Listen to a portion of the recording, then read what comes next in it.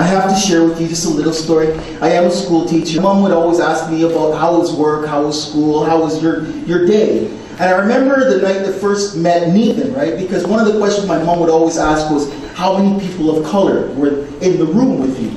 So the first time I met Neethan was at a Good Jobs for All coalition meeting. And I watched Neethan walk in. And he's one of those kind of, you know, he's those kind of people where everybody just wants to go right to him. Everybody just wants to speak to him. Everybody knows who he is. And so I went home and I'm like, wow, I met this guy, Neethan Shan.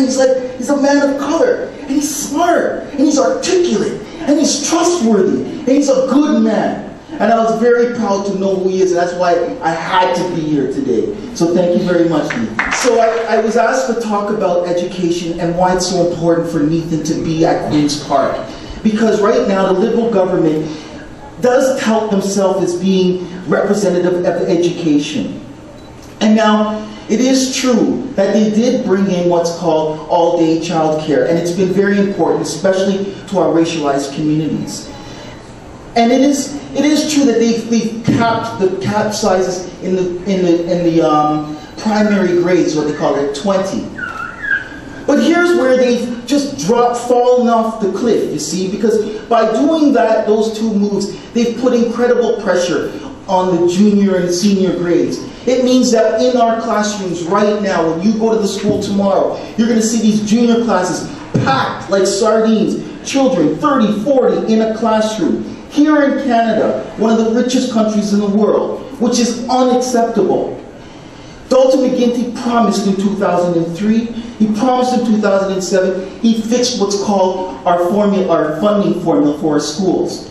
But yet, what the Center for Policy Alternatives, Canadian Center for Policy Alternatives said in December 2010, that out of 61 jurisdictions across North America, Ontario ranks number 51. Which is again unacceptable in the richest country in the world.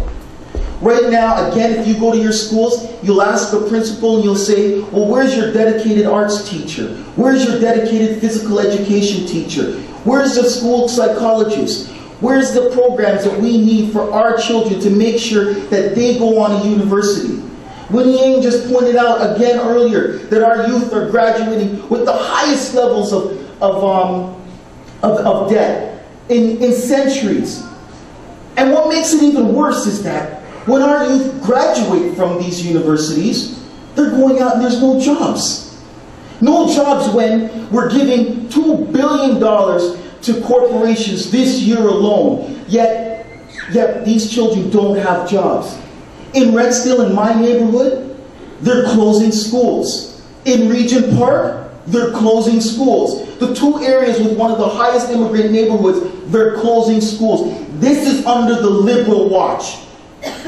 So to come back to why I said to you, why I'm here today, is because as a man of color, as a person who does activist work out in Etobicoke North, I know that if Neethan Shan goes down to Queen's Park, he's going to stand for us.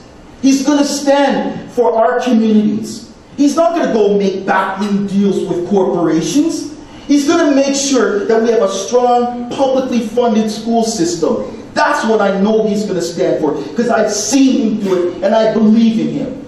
So my brothers,